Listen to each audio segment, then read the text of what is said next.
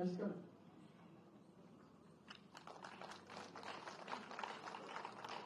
लौह पुरुष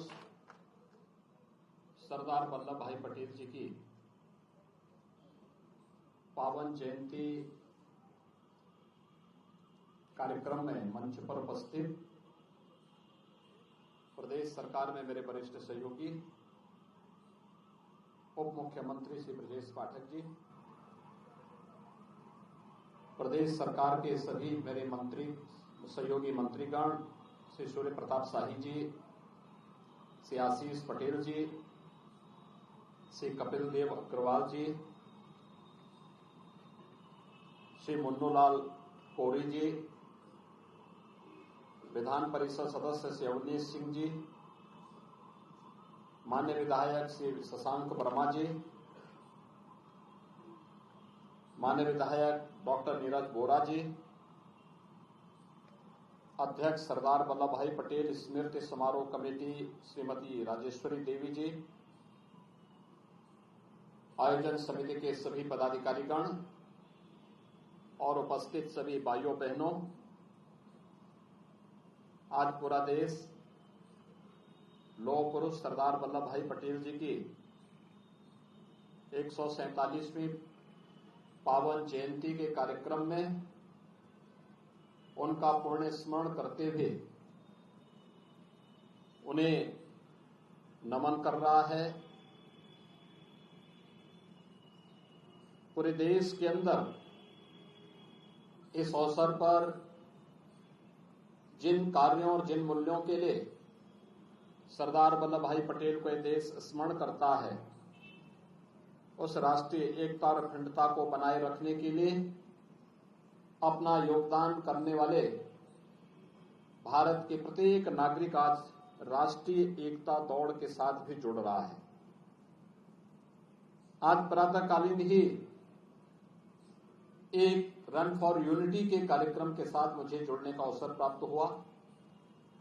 प्रदेश के सभी 75 जनपदों में ये कार्यक्रम आयोजित हो रहे हैं। मित्रों, हम सब जानते हैं कि स्वतंत्र भारत के अंदर सरदार वल्लभ भाई पटेल का योगदान किस श्रद्धा के साथ हर व्यक्ति स्मरण करता है। ब्रिटिश गवर्नमेंट की उन कुत्सित चालों को समय से समझते हुए लौह पुरुष सरदार वल्लभ भाई पटेल ने उस समय रियासतों को दी गई उस स्वायत्तता को जिस सूझबूझ के साथ राष्ट्रीय एकता के बंधन के साथ उन्हें जोड़ते हुए 563 से अधिक रियासतों को भारत गणराज्य का हिस्सा बनाया, वह आज वर्तमान भारत के रूप में हम सबको देखने को मिलता है। जूनागढ़ और हैदराबाद जैसी रियासतें जो उस समय भारत गणराज्य को आंखें दिखा रही थी, वे जिस भाषा में समझ सकते थे उस भाषा में उन्हें समझाने का कार्य भी किया गया। और आज इसका परिणाम है कि जूनागढ़ हो या हैदराबाद या भारत के सभी वे रियासतें जो भारत के अंदर आज जुड़ करके भारत गणराज्य का हिस्सा बनकर के एक भारत श्रेष्ठ भारत की इस परिकल्पना को साकार कर रहे हैं, यह अगर किसी की दूरदर्शिता के कारण संभव हो पाया तो इसके शिल्पी लौह पुरुष सरदार वल्लभ भाई पटेल थे। स्वाभाविक रूप से राष्ट्रीय एकता और अखंडता के इस महान शिल्पी का स्मरण आज भारत के लिए, वर्तमान पीढ़ी के लिए अत्यंत महत्वपूर्ण है, क्योंकि कुछ लोगों ने सम्मान को अपना जन्मसिद्ध अधिकार समझ लिया था। वे मानते थे कि देश के सम्मान का अधिकार केवल एक व्यक्ति या परिवार को है, इसके सिवाय किसी को नहीं मिलना चाहिए। लेकिन हम सब आभारी हैं प्रधानमंत्री मोदी जी के, जिन्होंने देश की आजादी के 70 वर्ष के बाद देश के ऐसे रत्नों को, ऐसे नायकों को, महानायकों को देश की जनता के सामने प्रस्तुत करके राष्ट्रीय एकता और अखंडता को मजबूती प्रदान करके और एक भारत श्रेष्ठ भारत की इस परिकल्पना को साकार करने का कार्य किया है। आज आप देख रहे होंगे स्टैच्यू ऑफ यूनिटी,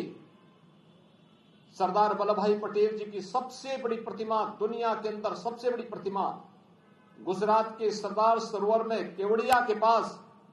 स्थापित होकर के आज अपने आप में एक तीर्थ स्थल बन चुका है। देश और दुनिया का हर व्यक्ति आकर के केवड़िया जाकर के लौह पुरुष सरदार वल्लभ भाई पटेल का स्मरण करता है, देश की एकता और अखंडता के लिए उनके किए गए योगदान का स्मरण करता है। ये हमें इस बात का एहसास कराता है कि राष्ट्र नायकों को जो सम्मान मिलना चाहिए और कोई भी स्वावलंबी राष्ट्र अपने राष्ट्र नायकों को विस्मृत करके कभी आगे नहीं बढ़ सकता। और प्रधानमंत्री मोदी जी ने